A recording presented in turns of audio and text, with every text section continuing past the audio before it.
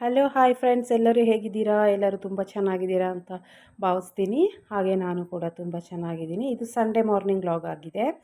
ಇವತ್ತು ಚಪಾತಿನೂ egg chops ಮಾಡುವ ಅಂತ ಹೇಳಿ ಎಲ್ಲನೂ ರೆಡಿ ಮಾಡ್ಕೊತಾ ಇದ್ದೆ. ಎಗ್ ಚಾಪ್ಸು ತುಂಬಾ ಟೇಸ್ಟಾಗಿ ಇರ್ತದೆ. ಅದು ಹೇಗೆ ಅಂದರೆ, ನಾನು ಫೇಸ್ಬುಕ್ಕಲ್ಲಿ ನೋಡ್ತಾ ಇದ್ದೆ.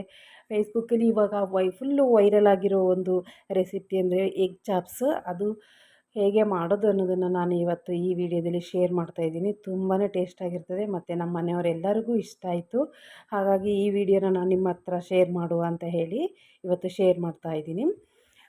2 ಟೇಬಲ್ ಸ್ಪೂನು ಸನ್ಫ್ಯೂರ್ ಆಯಿಲ್ ಹಾಕಬೇಕು. ಮತ್ತು ಒಂದು ದೊಡ್ಡ ಈರುಳ್ಳಿನ ಸಣ್ಣದಾಗಿ ಕಟ್ ಮಾಡಿಕೊಂಡು ಅದನ್ನು ಚೆಂದಾಗಿ ಫ್ರೈ ಮಾಡ್ಕೊಳ್ಳುವ. ಹಸಿ ವಾಸನೆ ಹೋಗೋವರೆಗೂ ಚೆಂದ ಫ್ರೈ ಮಾಡ್ಕೋಬೇಕು. ಮತ್ತು ಇದಕ್ಕೆ ಒಂದು 4ರಿಂದ 5 ಹಸಿರುಮೆಣ್ಸಿಕಾಯಿನ ಸೇರಿಸ್ಕೊಳ್ಳುವ.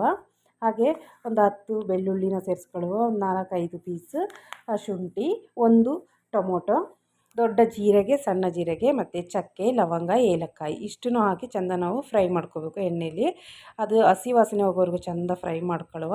ಹಾಗೆಯೇ ಒಂದು 2ರಿಂದ 3 ಗೋಡಂಬಿನೂ ಸಹ ಸೇರಿಸ್ಕೊಳ್ಳುವ.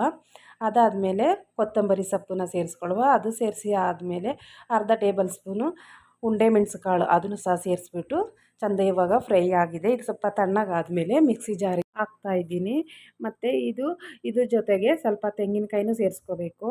ಕಾಯಿ ತುರಿ ಇಲ್ಲ ಅಂತಂದರೆ ಒಣಗಿದ ಕೊಬ್ಬರಿ ಸೇರಿಸ್ಕೊಂಡ್ರೆ ಇನ್ನೂ ಒಳ್ಳೆಯದು. ಯಾಕೆಂದರೆ ತುಂಬ ಟೇಸ್ಟ್ ಸೇರ್ತದೆ.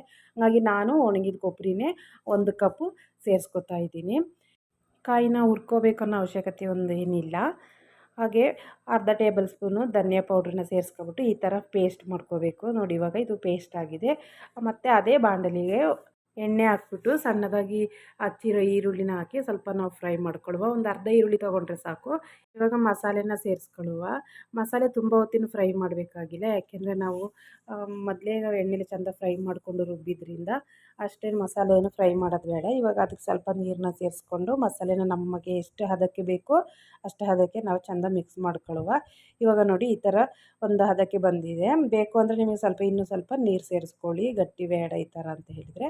ಇವಾಗ ರುಚಿಗೆ ತಕ್ಕಷ್ಟು ಉಪ್ಪು ಇಟ್ಬಿಟ್ಟು ಮುಚ್ಚಳ ಮುಚ್ಚಿ ಒಂದು 2ರಿಂದ 3 ನಿಮಿಷ ಕುದಿಸಿದರೆ ಇವಾಗ ನೋಡಿ, ಇದು ಕುದಿ ಬಂದಿದೆ, ಚೆಂದ ಆಗಿದೆ. ಈಗ ಒಂದು ಸರಿ ನಾವು ಇದನ್ನು ಫುಲ್ಲು ತಿರುಗಿಸ್ಕೊಳ್ಳುವ. ಇವಾಗ ಇದು ಆಗಿದೆ. ಇದಕ್ಕೆ ನಾವು ಒಂದು ಮೊಟ್ಟೆನ ಇಡುವ. ಈಗ ನಾನು 4 ಮೊಟ್ಟೆ ತೊಗೊಂಡಿದ್ದೀನಿ. ಅದರಲ್ಲಿ 8 ಭಾಗ ಮಾಡ್ಕೊಂಡಿದ್ದೀನಿ. ಒಂದೊಂದನ್ನೇ ಇಡ್ತಾಯಿದ್ದೀನಿ. ಹೀಗೆ ಭಾಗ ಮಾಡ್ಕೊಂಡು ಹಾಕಿದರೆ ಮೊಟ್ಟೆಗೆ ಮಸಾಲೆ ಎಲ್ಲ ಹಿಡಿತದೆ ಅಂತ ಹೇಳಿ ನಾನು 1 ಮೊಟ್ಟೆನ 2 ಮೊಟ್ಟೆಯಾಗಿ ಭಾಗ ಮಾಡ್ಕೊಂಡಿದ್ದೀನಿ. ಮೊಟ್ಟೆನ ದೂರನೇ